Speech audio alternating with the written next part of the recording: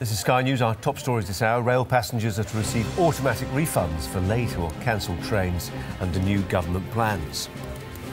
And the health watchdog NICE says doctors who hand out too many antibiotics should be disciplined. And our main story this morning, Thai authorities are hunting a suspect seen on CCTV after at least 22 people were killed in a Bangkok bomb attack yesterday. Police say a small explosive was thrown from a bridge in the centre of the city this morning without causing any injuries. Michelle Clifford reports. This was the moment when what is believed to have been a pipe bomb detonated outside one of Bangkok's most popular shrines.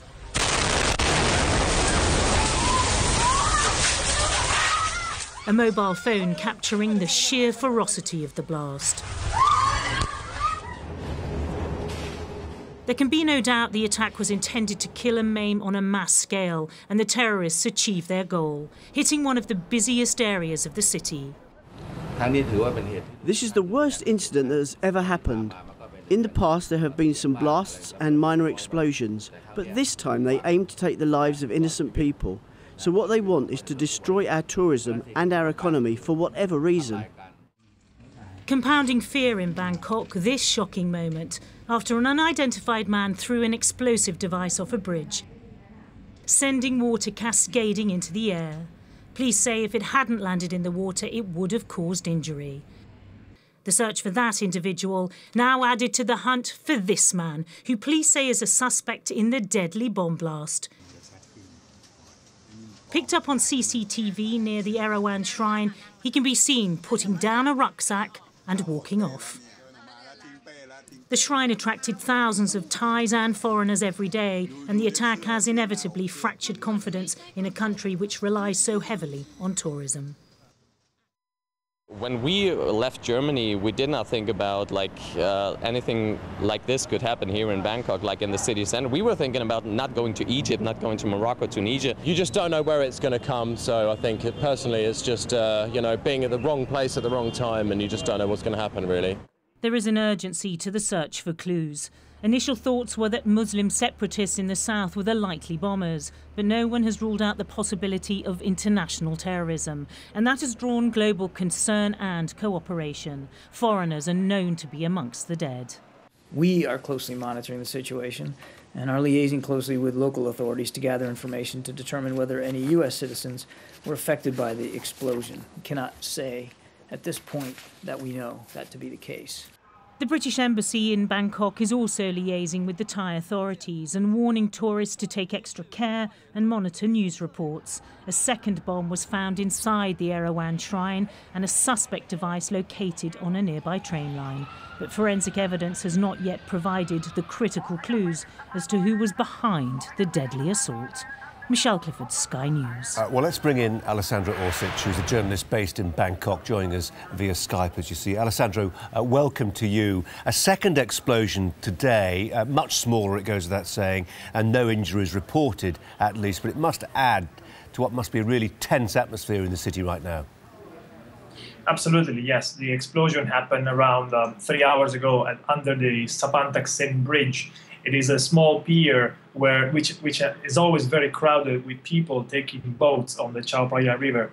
The device originally was thought to be a grenade, but 5 minutes ago the transport minister said that actually it was another IED. It didn't cause any injuries just because it fell into the water. It was probably thrown by the bridge, which is also a pedestrian bridge. People can walk over it. Therefore, yes, it was another explosion that luckily didn't produce the same effect as yesterday, but people, of course, are very tense.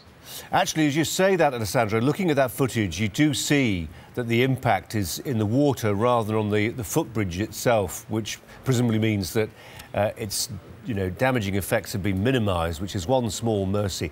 Are we talking here about a potential campaign by the same group, or could this be a copycat attack launched by a group looking to capitalise on the discomfort and uncertainty faced by the government right now? I mean, it's hard to tell, isn't it? It is impossible to tell, of course. So there is wild speculation in Thailand. Everybody seems to have an idea on this possible causes. Could be internal political causes. Of course, Thailand has been under a military regime for the past 15 months, and among the camp that lost to the military, so the supporters of former Prime Minister Thaksin Shinawatra. There is a lot of discontent, of course. Many people in Thailand, but this is also due to the existing prejudice and the stereotypes, say that this cannot be cannot have been done by Thai people, and therefore they look at possible Muslim responsibilities. For example, there has been an insurgency in Thailand going on for over 11 years in the south that has claimed 6,000 casualties up to now, but they have never really ventured far out of those provinces near Malaysia.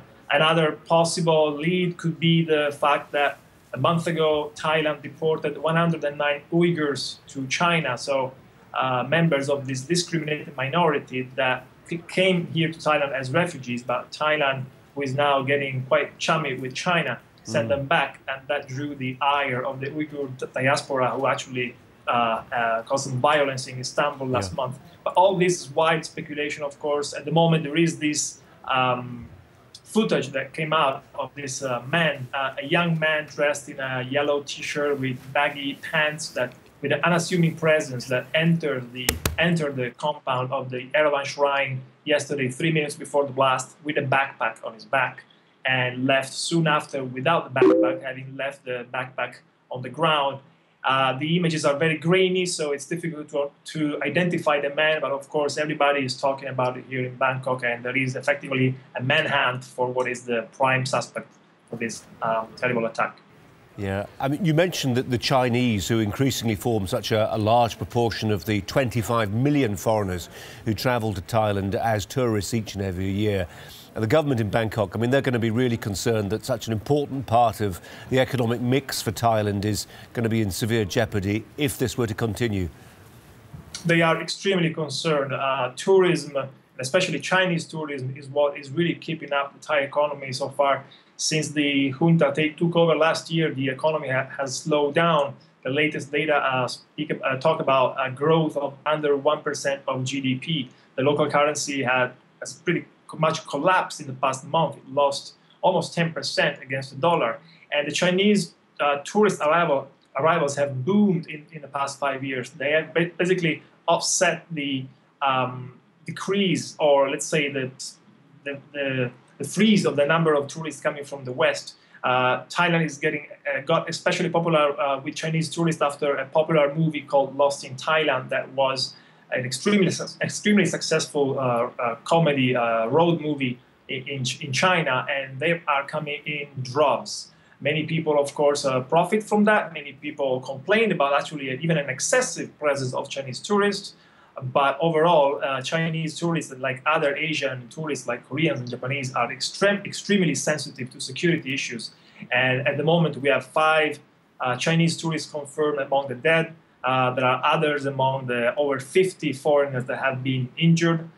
Therefore, I'm pretty sure that in the next months, there's going to be a huge fallout among the number of Chinese tourists coming to Thailand. Alessandro Ursic, thanks very much indeed for your time today. Thanks a lot.